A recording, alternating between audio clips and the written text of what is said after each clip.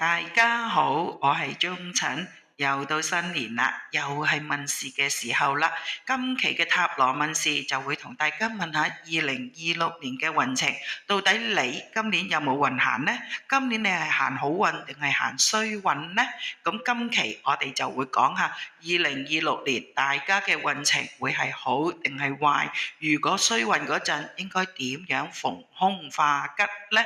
咁當然啦，有啲人又話中產，你又出嚟揾食啦，又出嚟騙啦，呢啲人真係撩交鬧噶。有咩騙呢？我出晒塔羅，同埋有晒解釋，可信程度就在於你自己信定唔信。我又冇你錢，係咪啊？如果你話真係揾我占塔羅嘅，我一題60蚊，一個鐘頭400蚊，我到你盡都係400蚊。我點算騙子呢？而且你覺得唔對路嘅時候，你問一題俾60蚊就已經可以拜拜啦。咁我得你幾多呢？我咁樣嘅收費，我似行走江湖咩？我似騙子咩？好啦，唔信啦。好啦，咁言歸正傳啊，到底問流年，問翻2026年嘅運程，問嚟有咩用啊？知道自己有咩運，有咩用啊？咁梗係有用啦。如果你知道今年你冇乜運到嘅，冇乜運行，冇乜機會嘅，咁你就可以放鬆自己，去多啲旅行，呢度去嗰度去，放鬆自己嘅心情啊嘛。但係如果你知道今年係轉運啦，今年有好運啦，今年有好機會啦，今年會揾到份好工，今年有機會揾到大錢啦，咁你梗係唔好周圍去啦，留翻啲時間去揾錢啊嘛，留翻啲時間去打拼噶啦嘛。好啦，如果你自己冇計冇劃，又唔知道自己嘅運程，走去買晒機票，訂晒酒店，跟住就有個大老細請你。哇！咁你點算呢？你唔去旅行啦，唔要個機票啊，唔要個酒店，定係唔要呢個大老細嗰份好工呢？嗱，所以如果你一早年頭嗰陣時去占一占卜，知道一下自己嘅運程，咁你咪有準備咯。咁你知道今年好運，呢一份筍工一定做得掂嘅，今年一定可以叫做名成利就嘅，咁你就唔好去旅行啦嘛。咁你冇一早訂晒酒店機票，咁你亦都冇需要咁多破費啦，係咪啊？亦都冇咁多後悔啦。所以呢，其實過年之前問一問塔羅，問一問占卜，其實係非常有着數嘅。今日嚟問事嘅朋友呢，好奇怪嘅，我未見過嘅，新人嚟嘅，第一次相會嘅咋。咁佢到底係點嘅樣，我唔知。佢把聲係點，我都唔知。點解啊？因為係 WhatsApp，佢俾個問題我，跟住我就幫佢占塔羅。我哋全程都係用文字做溝通，所以到底佢點嘅樣，佢點嘅聲，我完全唔知道。所以你話喂，佢係邊個啊？我更加唔知道啦。嗱，但又好奇怪喎，呢位朋友呢，佢問嘅問題問得好奇怪。你估佢想問咩呢？佢話我想問我今年呢會唔會又再自殺啊？咁講喎，咁我就好奇怪啦。咁我就問，咦，做咩啊？你舊年自殺嚟咩？佢就話係啊，我舊年啊跑步啊，黃昏時分去跑步，竟然去到海皮海邊嘅時候呢，坐一坐休息期間呢，我突然之間想跳落個海喎，想自殺喎。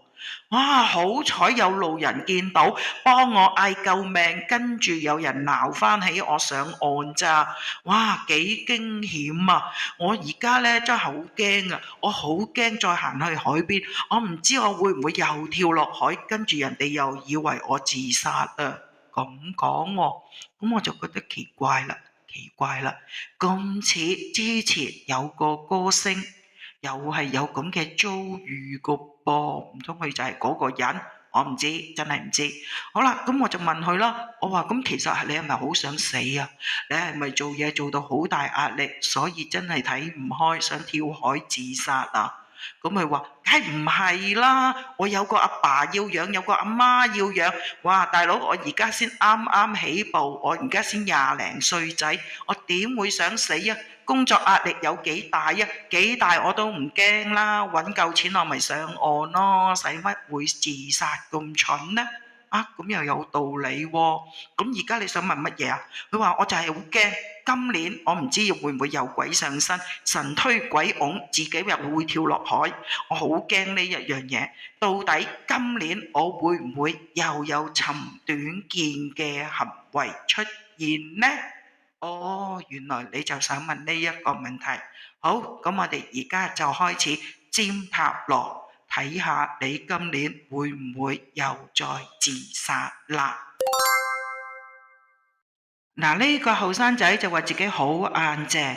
咦？咁事實又係喎，因為開出嚟第一張就係寶劍國王。嗱，呢個僆仔真係好硬淨嘅。咁如果行緊春天嘅運呢，佢應該都幾緊張錢，或者有啲對錢有啲愁。咁你話夏天嗰陣呢，都仲係幾失意，唔算好發到圍。咁如果佢春夏嘅運咁差，個人心情咁差，咁又真係有可能又再尋死噶咯喎！唉，好彩好彩，嗱，睇翻去到秋天，佢呢就真係容光煥發啦，甚至可以講脫胎換骨。嗱，秋天之後佢嘅運程會變得好好多。啊，去到冬天個運程仲好，甚至可以攞獎添啊！嗱，咁即是話佢嚟緊冬天之後嗰個運就開始變得好，變得順。要愁嘅就只係愁春天、夏天。嗱，仲有呢，整體嚟講，今年2026年。佢有貴人運喎，有權杖國王級嘅貴人照住佢喎，同佢做佢嘅扶手棍喎。嗱，整體嚟講，2026年呢個人嘅前程可謂光芒萬丈。你問佢嘅運行完未？不得已未行完，甚至可以講佢嘅好運先至正式開始啊！睇返呢個牌陣就可以好清楚話俾呢位朋友知啦。今年會唔會再尋死啊？會唔會又再自殺啊？嗱，有可能㗎，因為你春天、夏天嘅運就比較弱，比較沉。咁如果你睇唔開嘅話呢，可能真係會有心魔作祟嘅。